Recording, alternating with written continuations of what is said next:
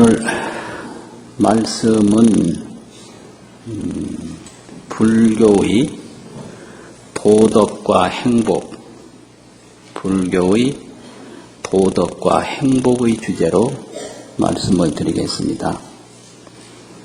이제 오늘날에 와서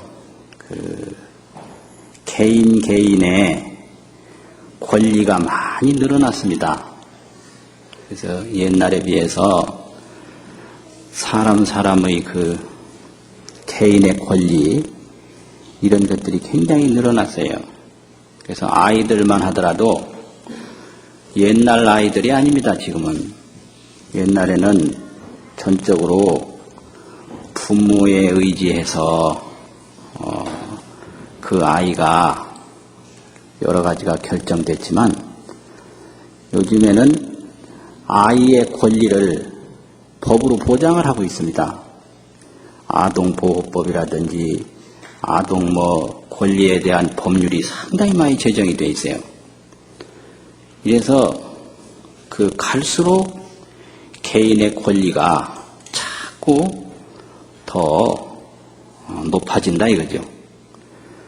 그러면서 또 개인의 도덕도 자꾸 묻게 되어 있습니다.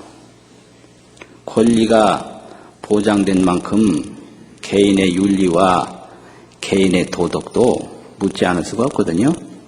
그래서 근래에 자꾸 이 도덕이라는 말이 나와요. 도덕성이 희박하다, 도덕해이다, 도덕불감증이다 이럽니다.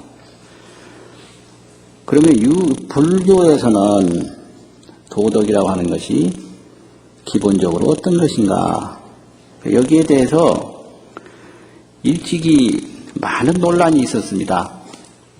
동아시아 이 문화 구조를 보면 유불이라고 그래가지고 유교, 불교가 중심이거든요.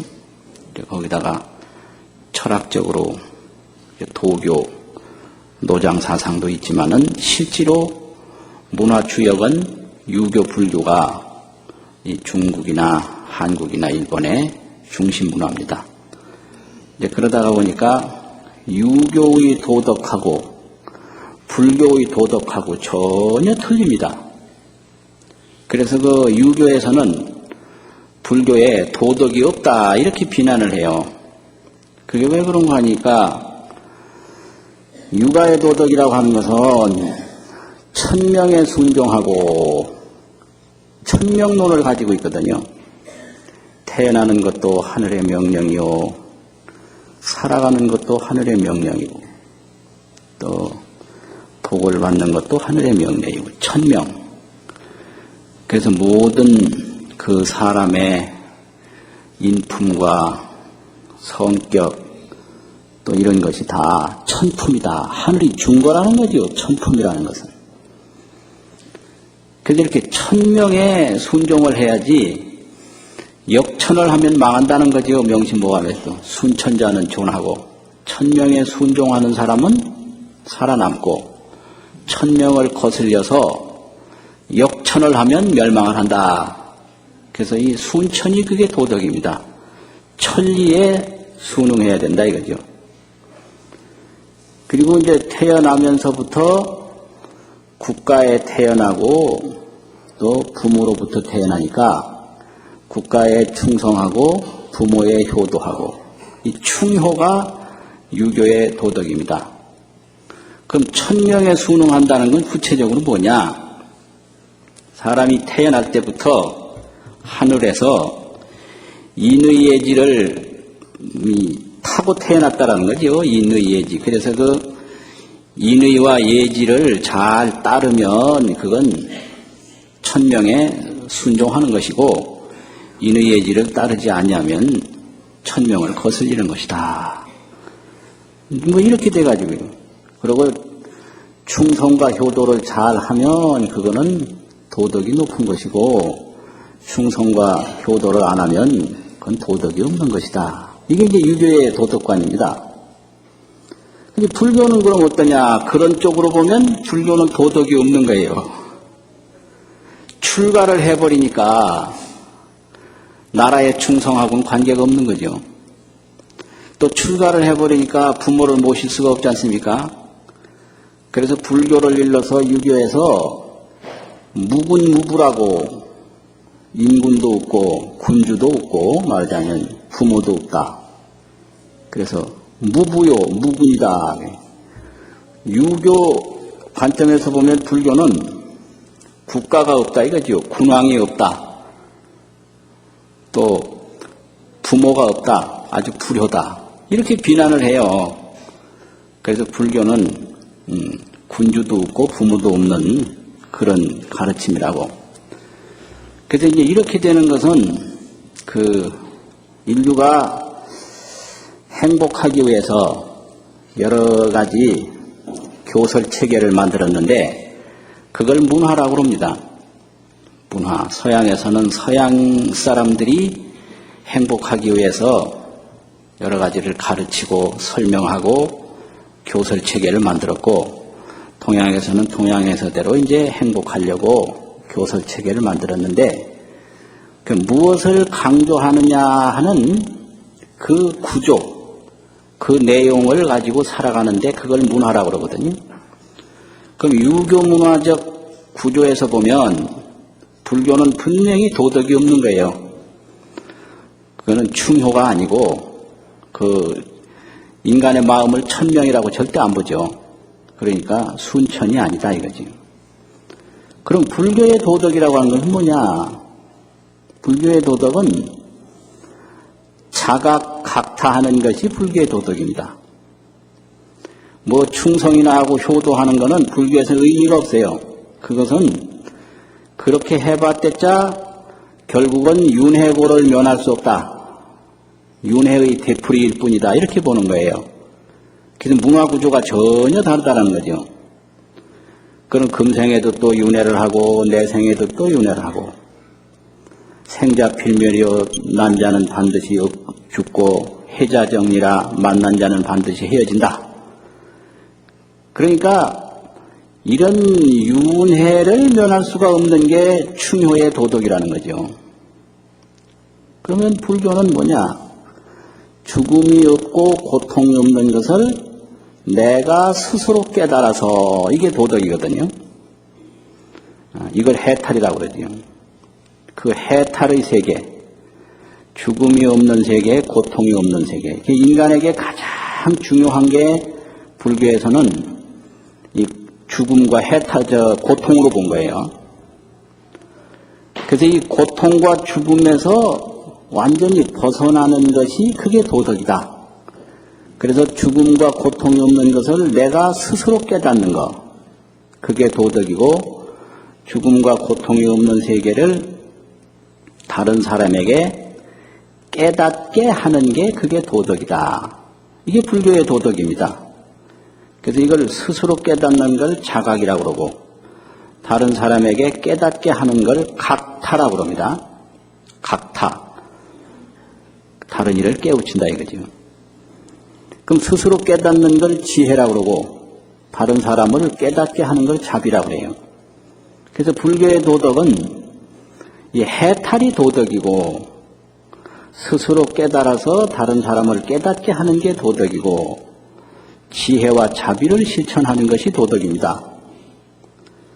그래서 이 도덕이라고 하는 것은 그 집단마다 다르고 시대마다 다르고 종교마다 다른 거예요. 그래서 이 불교에서는 인간의 모든 문제를 깨달음으로써 해결하려고 하는 문화를 가지고 있기 때문에 스스로 깨달음을 게을리하는 게 아주 도덕이 없는 것이고 또 다른 사람을 깨우치는 일을 게을리하는 것이 아주 도덕이 없는 거예요. 이게 불교의 도덕관이거든요. 그래서 이러한 도덕관에 의해서 이제 행복이라고 하는 것도 달라집니다. 그래서 이제 일반적으로 행복이 뭐냐? 즐거운 게 행복이죠, 우선. 괴로우면 행복할 수가 없지 않습니까? 무슨 즐거운 거 해야 돼요. 그런데 이 즐거우려면 어떻게 해야 즐거운가? 이게 아주 문제입니다. 즐거우려면 어떻게 해야 즐거운가? 이제 지난번에도 쾌락적 행복을 말씀을 드렸는데 보통 우리가 생각하는 게 쾌락이거든요. 쾌락이라는 게 뭐냐? 하여튼 불편한 거 하나도 없이 다 풍요롭고 만족하고 그냥 원하는 대로 다 되는 거, 그게 쾌락이에요. 쾌자가 좋다 이 말 아닙니까? 여러 가지가 좋은 데서 느끼는 즐거움이죠.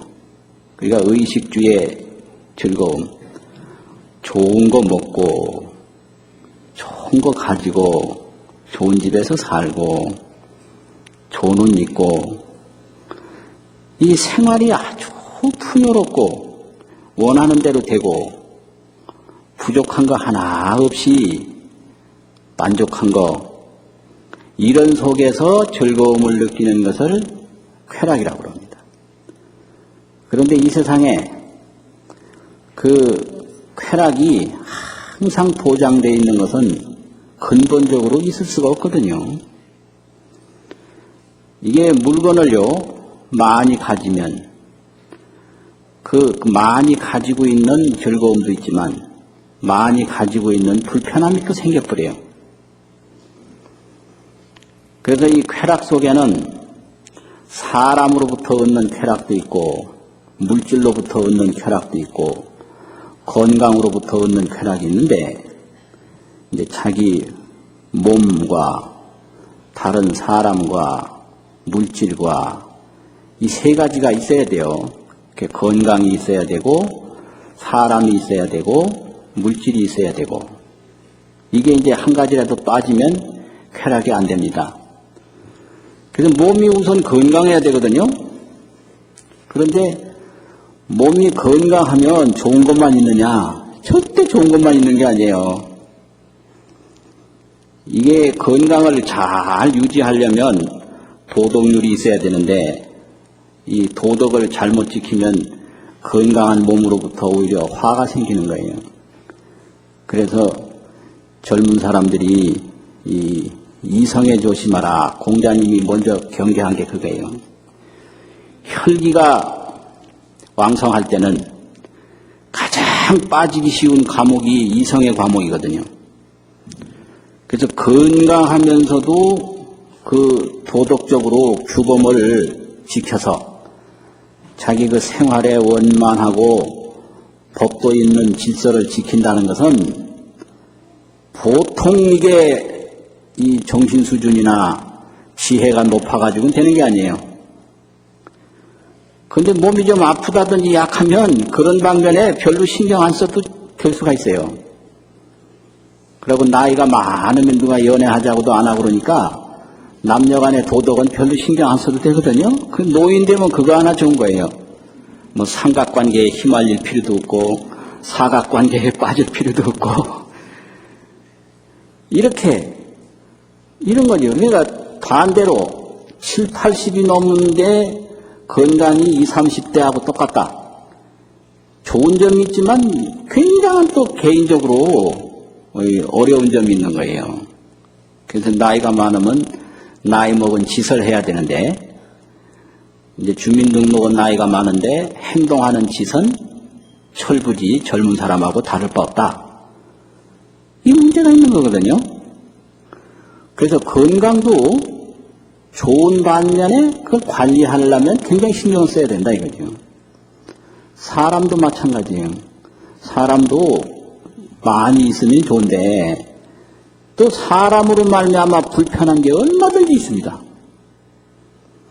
어느 복지기관에 여자 복지사가 한 분이 있는데 나이가 지금 30도 안 됐는데 그 상급 부장이 결혼도 하지 말고 그 노인 복지원에 가서 평생 복지의 꿈으로서 행복을 이루는 것이 어떠냐 이렇게 물었어요.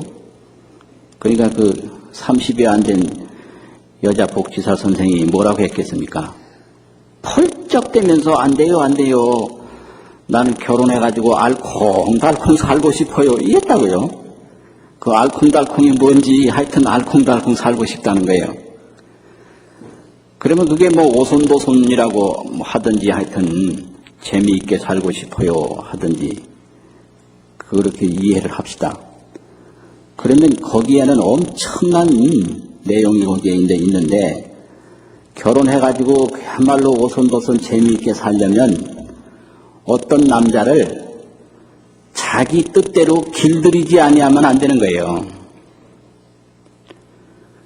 그러니까 그 재미있게 산다는 그 결과만 지금 생각하는데, 어떤 남자든지, 그 순한 남자든지 억센 남자든지 자기 뜻대로 주물러서 길들이든지, 뭐 쓰다듬어서 길들이든지, 뭘 해줘서 길들이든지, 자기 뜻대로 길들이지 않고는 그 사람 말대로 알콩달콩이라는 건 없는 거예요.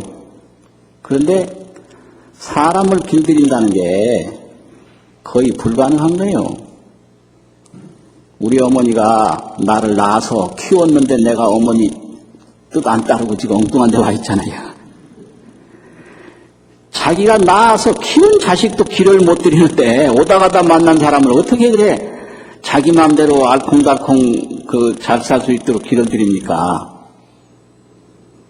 그래서 사람을 이제 잘 만나는 게 참 좋은 건데, 사람으로부터 기쁨을 얻는데 이 사람에게서 또 느끼는 고통이 많다. 또 물질로부터 얻는 기쁨이 있는데 이 물질로부터 얻는 고통이 많다. 이게 세상이거든요.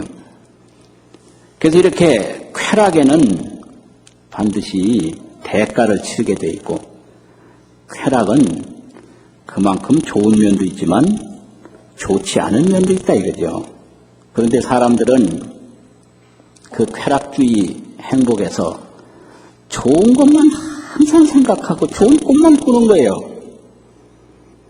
그래서 그건 마치 계속 사는 희망을 가지고 살다 보니까 사는 건 어디 가버리고 죽음이 딱 앞에 온다 이거죠. 그게 바로 이 삶의 모습과 같은 거거든요. 그래서 이런 쾌락주의 행복을 이제 불교에서는 이걸 뭐라고 그러냐. 이 복이라는 말이 있는데요. 복이라는 게 뭔가? 좋은 건 전부 복입니다. 좋은 거. 그래서 복이 100가지라고 그래서 백복이라고 그러고, 복이 10,000가지라고 그래서 만복이라고 그래요. 만복이 구름처럼 일어나게 해 주십시오. 이렇게 축원합니다. 만복 운흥이라고. 또 백복 구족이라, 백복이 다 갖추어졌다. 그래서 백복이 구족하고 만복이 운흥하고, 그래서 이런 복을 기원하거든요. 그래서 이러한 복에서 느끼는 즐거움을 복이라는 복자하고 즐거울 낙자하고 복락이라고 그래요. 복락. 그래서 무진 복락 누려지이다. 끝없는 복락을 누리오 받기를 바랍니다. 이런 뜻이거든요. 근데 이 복이라고 그러는 것이 다 건강도 좋고 사람도 많고 물질도 넉넉하고 이런 게 다 복락인데, 이 복만 가지고 살다 보면 이렇게 많은 장애도 생기고 헤어짐도 생기고 어려움이 생기는 것이 현실인데, 중생들은 그걸 모른다. 마치 사람을 볼 때 이 모양만 보고 그림자를 못 보는 것과 마찬가지다 이거죠. 그래서 이제 서가모니 부처님이 이것만 가지고는 안 된다를 아신 거예요. 그게 뭐냐 그러면 그게 깨우침이에요. 깨달음. 그 복이 왜 필요하냐. 오래 살고 즐겁게 살기 위해서 복이 필요한 거거든요. 그래서 인간은 항상 그 죽음에 대한 공포가 있어요. 죽음. 이게 아주 태어날 때부터 문제예요. 이 죽음에 대한 두려움, 또 여러 가지가 부족한 것에 대한 고통. 그래서 이 두려움과 고통이 사람의 마음을 항상 따라다녀요. 이 공포와 고통, 두려움, 괴로움 이런 게요. 그래서 부처님이 이걸 놔두고는 아무리 오래 살아도 이 면할 수가 없다. 이걸 이제 아신 거죠. 그래서 오늘날도 보면은 그 수명장수 그랬는데 요즘에 사회 문제가 워낙 심각하니까 오래 사는 거를 그렇게 또 좋게 안 보거든요. 그게 오늘날의 도덕이에요. 그래서 옛날에는 백수하십시오 그러면 좋아했는데 요즘에 그냥 백수하십시오 그러면 덮어놓고 살라고만 하면 어쩌냐 이렇게 묻게 돼요. 그렇지 않습니까?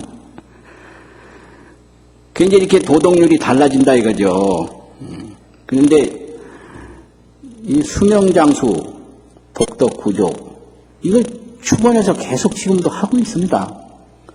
그래서 이제 근데 아무리 오래 살아도 마지막에 죽음이 오는 한 이 죽음에 대한 두려움을 면할 길이 없어요. 중국 같은 데서는 신선도 닦는 게 있습니다. 신선도. 한번 신선이 되면 오래오래 산다고. 또 진시황은 불로초를 구했다고 그러잖아요. 그래서 신선도, 불로초, 뭐 오래 살고 이런 거 있는데 부처님은 그걸 가지고 해결하려고 하는 게 아니고 죽음이 없다라는 걸 깨달음을 통해서 죽음의 문제를 해결하는 게 불교입니다. 뭐 불로초 먹고 해결하는 게 아니고요. 신선도 닦아서 해결하는 게 아니고 예, 또 자식을 낳아서 해결하는 게 아니고 죽음이 없는 것을 깨달음으로써 해결하는 거죠. 그리고 다른 사람에게도 죽음이 없는 것을 깨우침으로써 그 자기의 도리를 다하는 게 그게 불교의 도덕이거든요. 그런데 이제 오늘날 그 일반적으로 보면 복락을 제일로 삼기 때문에 그 지혜로서 즐거움을 느끼는 그런 깨침의 행복은 잘 모르거든요. 그래서 불교의 행복론이라고 하는 것은 복락과 그 깨침의 즐거움, 그걸 합한 것이 불교의 행복론입니다. 그래서 그 죽음이 없는 것을 깨닫게 되면 죽음에 대한 두려움이 전혀 없기 때문에 편안해져요. 그래서 이걸 편안할 안자 안락이라고 합니다. 안락. 그래서 안락한 상태를 얻으면 죽는 순간에도 두려움이 전혀 없다. 그게 열반이거든요. 모든 고통의 불이 다 꺼져서 이 죽는 순간에도 두려움이 전혀 없다. 그래서 서가모니 부처님 돌아가실 때 편안하게 돌아가셨다고 해서 열반에 드셨다 이러지 않습니까? 그게 불교예요. 그래서 불교는 좋은 거 먹어가지고 오래 산다든지 뭐 그렇게 신선도를 한다든지 또 자식을 낳아서 마음대로 자기 혈통을 보존하는 걸로서 삶의 의미를 찾는다든지 그런 게 아니거든요. 혈통주의도 아니고 뭐 장수를 제일로 하는 게 아니고 깨달음으로서 모든 고통과 이 두려움으로부터 편안함을 얻는 그것이 편안할 안자 안락이다 이거죠. 또 안락은 뭐 언제나 즐거울 수가 있는데 그걸 상락이라고 그래요. 항상 상자 즐거울 낙자. 이제 복락은 가지면 즐겁고 못 가지면 즐겁지 않고 이게 복락이거든요. 사람과 건강과 물질로부터 오는 즐거움이다 이거지. 그래서 몸이 건강할 때는 즐겁고 건강치 않을 때는 괴롭고 이게 이제 복락인데 상락은 지혜로서 느끼는 즐거움이니까 몸이 늙을 때도 즐겁고 죽을 때도 즐겁고 뭐 혼자 있을 때도 즐겁고 항상 즐거운 게 이게 상락입니다. 이게 극락세계예요. 극락세계. 그래서 안락, 상락, 극락 이제 이러한 세계를 얻는 게 불교의 행복론이다 이런 얘기입니다. 그런데 이제 일반적으로는 행복하려면 어떻게 되느냐? 이제 뭐든지 손해나는 일을 하지 말고 이익되는 일을 해야 된다. 그 이익이라는 게 뭐냐? 내 몸 건강한 거, 자기가 원하는 사람 많이 만나는 거, 물질적으로 도움이 되는 거, 이걸 이익이라고 하거든요. 그렇게 위해서 자기 나름대로 노력을 하는 거예요. 근데 그 노력하는 방법이 요즘 문화 상식으로 보면 여러 가지가 있는데요. 첫째, 이제 나이 많은 사람들이 하는 방법을 경험주의라고 합니다. 경험주의. 경험주의라는 게 뭐냐? 옛날부터 이렇게 해왔는데 그대로 하니까 되더라. 그 옛날서부터 해오던 방식대로만 하는 게 경험주의예요. 나이 든 사람이 백발백중 이 경험주의에 빠져들어갑니다. 사람이 바뀌었고 세월이 바뀌었고 장소가 바뀌었는데도 전라도에서 하던 방식을 경상도에 가서도 하고 경상도에서 하던 방식을 전라도에 가서도 하고 어른한테 하는 방식을 아이들한테도 하고 이게 경험주의예요. 어제 그랬으니까 오늘도 그러면 되겠지. 대부분 젊은 사람들한테 인기가 없는 게 바로 이것 때문에 그래요. 50년 전에 하던 방법을 지금도 하려고 그러거든요. 이게 경험주의라고 해요. 이거 반드시 이게 안 됩니다, 이게. 그런데 이제 세월이 바뀌면서 경험주의하고 다른 방법이 있는데 그게 정보주의라고 그래요. 정보. 무슨 행동을 하려면 과거에 이랬으니까 이렇게 하면 되겠지 이렇게 하는 게 아니라 전부 알아봅니다. 하나하나 알아봐요. 전부 조사를 해보고 그래서 그 정보에 의해서 행동하는 게 이게 정보주의거든요. 그러니까 저 김포공항이라든지 저 인천공항에 비행기를 타러 갈 때도 어제까지 잘 떴으니까 가겠지. 그래 가면 이게 경험주의예요. 그 노인들이 대략 그렇게 하더라고요. 서울역에 기차를 타러 가는데 그냥 오시는 거예요. 가면 타겠지. 이게 경험이거든요. 그런데 그렇게 하면 안 되죠. 젊은 사람들은 전부 미리 알아보고 예약을 하고 간단 말이에요. 이게 정보주의거든요.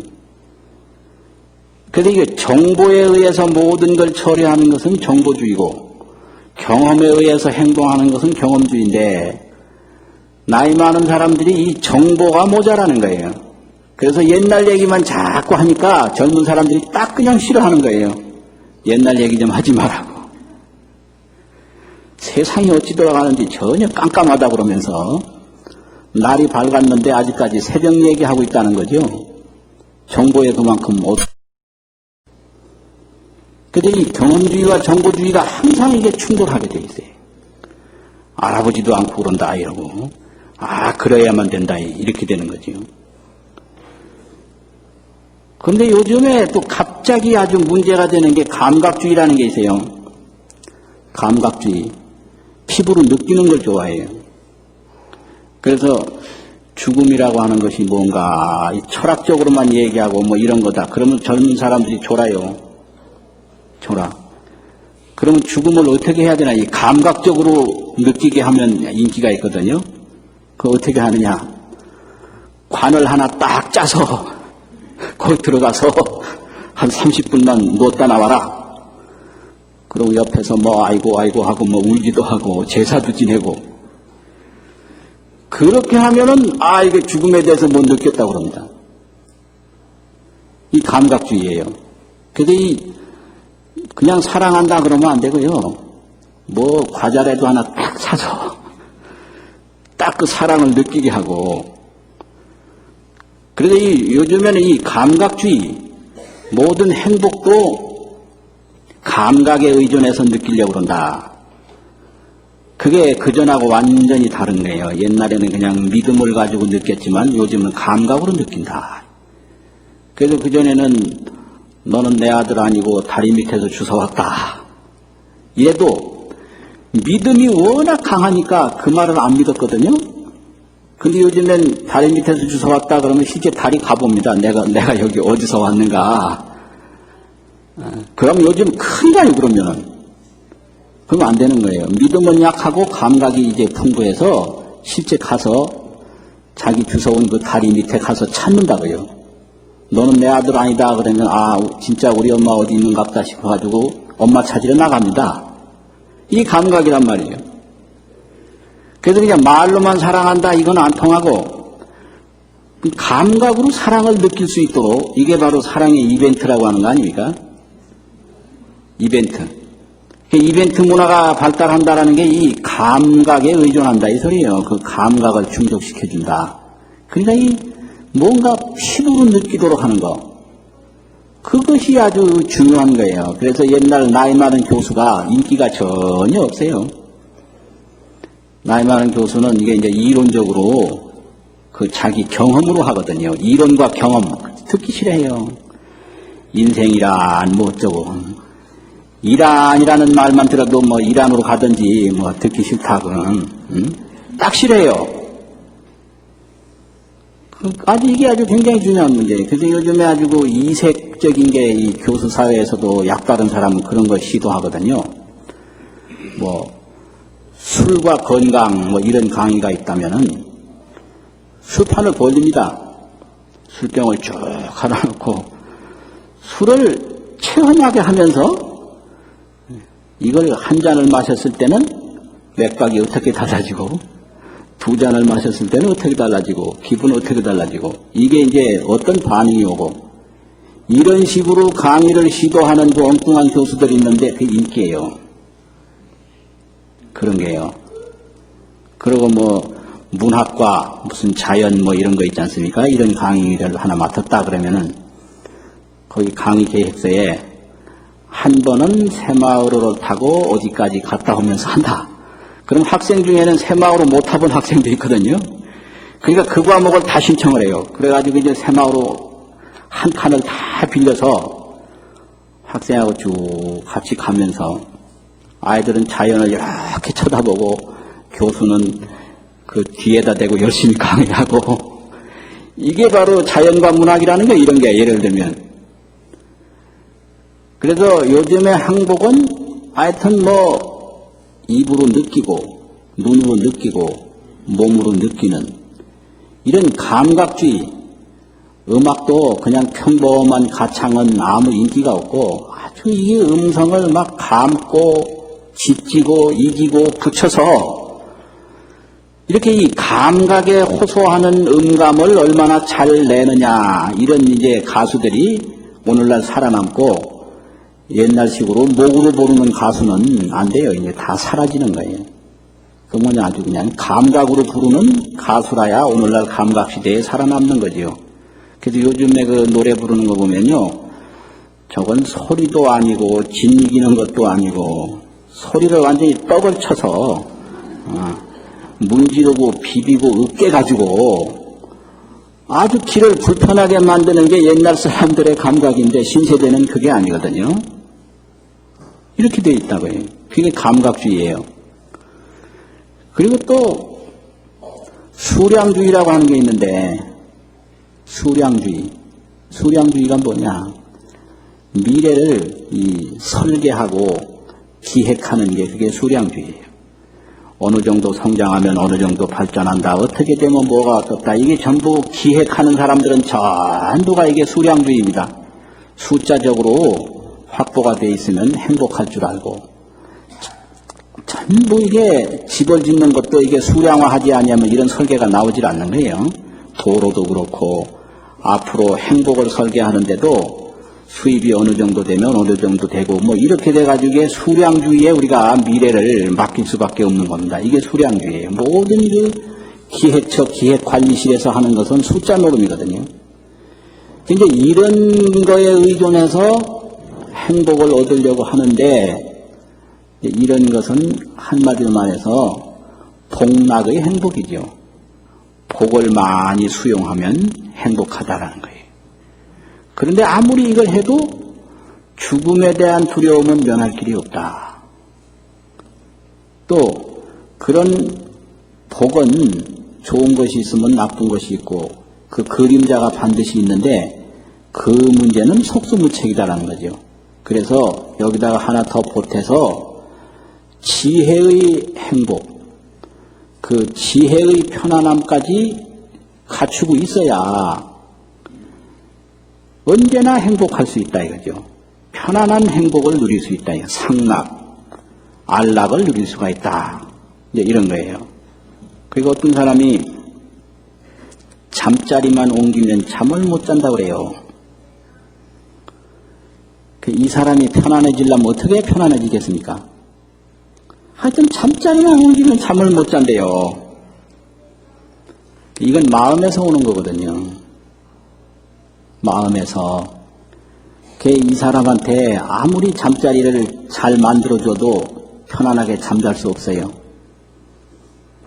마음이 확 열리고 넉넉한 사람은 길바닥에서도 자거든요. 근데 왜 딴 집에 가서 왜 못 잡니까? 그래서 이 사람이 편안한 잠을 잠기 위해서는 어느 집에 가든지 가는 곳마다 온갖 장식을 잘 해놓는다고 해서 절대 되는 게 아니고 어디서든지 잠잘 수 있는 마음의 훈련을 해야만 되는 거예요. 이게 안락입니다. 안락. 그 어떤 사람은 또 저녁만 되면 무섭다고 그래요. 그럼 이 사람을 안 무섭게 하려면 어떻게 해야 되겠습니까? 항상 옆에다 사람을 세워놓으면 될까요? 안 돼요, 이래도. 그럼 저녁만 되면 무서운 사람을 편안하게 하려면 저녁이 돼도 무섭지 않을 정도로 훈련을 해야 돼요. 이게 바로 그 복락과 이 지혜로부터 얻어지는 안락을 겸해야만 행복할 수 있다라고 하는 증거죠. 그 전에 어떤 사람이 있었는데 무서움을 굉장히 많은 타는 사람이 있어요. 근데 이 사람이 이제 깊은 산 중에 사는데 저녁만 되면 무서워서 그냥 꼼짝을 못하는 거예요. 근데 마침 그때는 아무도 없고 그 절에서 혼자 있게 됐다 그래요.